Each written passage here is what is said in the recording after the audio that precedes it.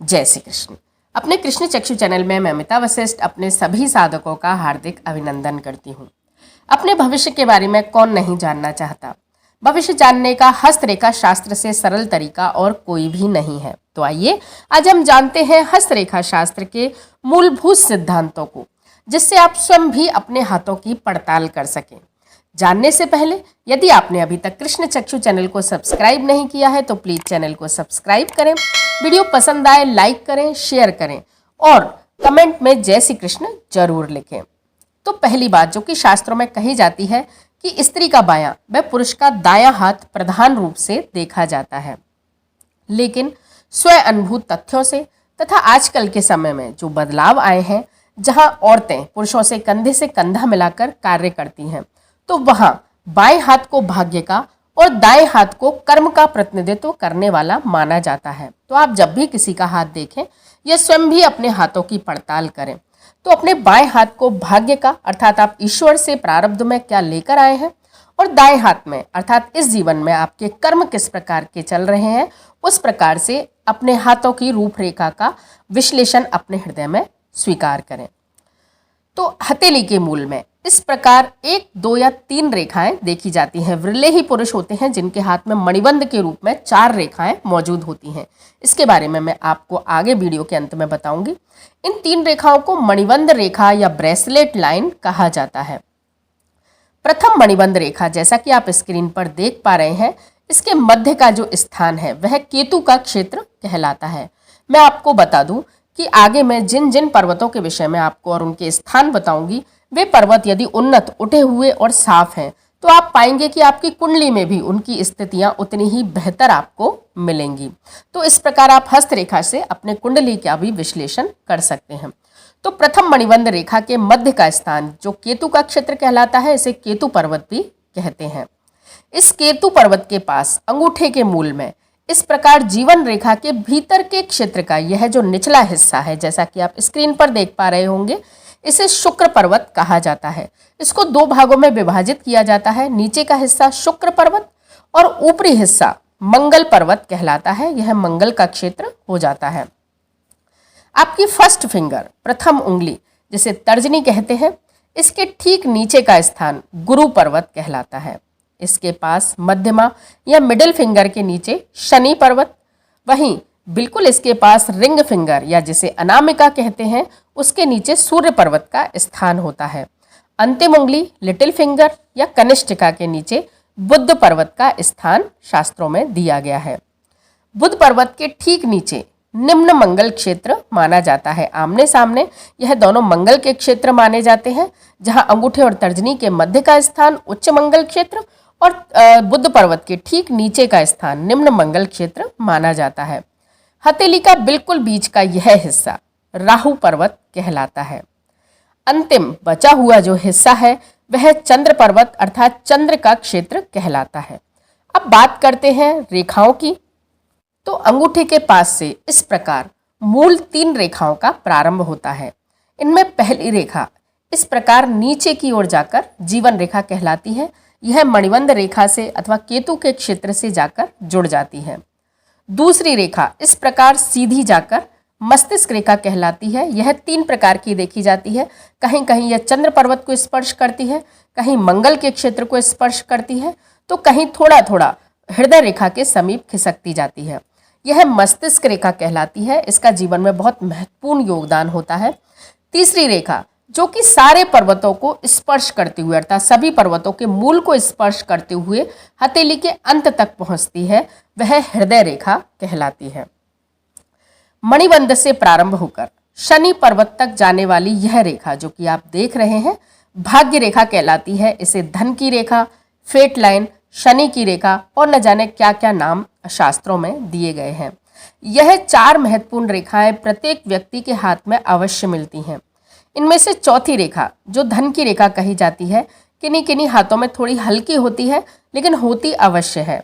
अब हम संक्षिप्त में इन सभी पर्वत व रेखाओं के गुणों को जान लेते हैं ताकि एक सामान्य प्रेडिक्शन करने में आपको आसानी हो सके। तो इनमें मणिबंध रेखा, इनको 3 गुण सत्व, रज और तम से जोड़कर देखा जाता है। कहीं कहीं इसे धर्म, अर्थ, काम और मोक्ष से भी जोड़कर देखा जाता है। तो जैसा कि मैंने आपको बताया कि 4 मणिबंध रेखाएं बहुत ही कम हाथों में देखने को मिलती हैं, क्योंकि चौथी रेखा को मोक्ष की रेखा कहा जाता है, बशर्ते कि ये रेखाएं कहीं भी कटी फटी ना हो, कहीं से भी छिन्न भिन्न ना हो रही हों, तथा थोड़ी हल्का गुलाबी रंग लिए हुए यदि ये रेखाएं हों तो इनको एक साफ, सुंदर और स्पष्ट रेखाओं की श्रेणी में और पूर्ण फल देने वाली रेखाओं की श्रेणी में रखा जाता है। तो मणिबंध रेखाओं में पहली रेखा सत्वगुण, दूसरी रजगुण तथा तीसरी तमोगुण की प्रधानता दिखाती है। वहीं धर्म, अर्थ और काम तथा चौथी रेखा मोक्ष को दिखाती है। यह रेखाएं जिस प्रकार बनी हुई हैं उसी प्रकार से आप व्यक्ति के जीवन का आकलन कर सकते हैं। इनमें जो रेखा प्रबल होती है उसी आधार पर भविष्य कथन प्राय ज्योतिषियों के द्वारा किया जाता है। केतु पर्वत से यदि केतु पर्वत आपका उठा हुआ है, उन्नत है, साफ है, इस पर किसी प्रकार का कोई शुभ चिन्ह जैसे कि मछली का चिन्ह प्राय इस स्थान पर देखा जाता है यदि किसी व्यक्ति के हैं, तो ऐसे व्यक्ति का व्यक्तित्व अर्थात चेहरे का जो हिस्सा है वह बहुत ही ओजस्वी होगा। ऐसा व्यक्ति सहज ही दूसरे को आकर्षित कर लेगा। धर्म, अध्यात्म, इसमें व्यक्ति की विशेष रुचि होगी। रहस्यमयी विद्याओं का ज्ञाता भी ऐसा व्यक्ति देखा जाता है। मोक्ष के प्रति लालसा ऐसे व्यक्ति में अवश्य ही बनी रहती है। प्राय सामान्य से बेहतर ऐसा जीवन व्यक्ति जीता है यदि केतु पर्वत पर कोई भी दोष नहीं है, केतु पर्वत उठा हुआ है, उन्नत है, साफ है, स्पष्ट है और कोई शुभ चिन्ह यदि यहाँ पर दिखाई देता है।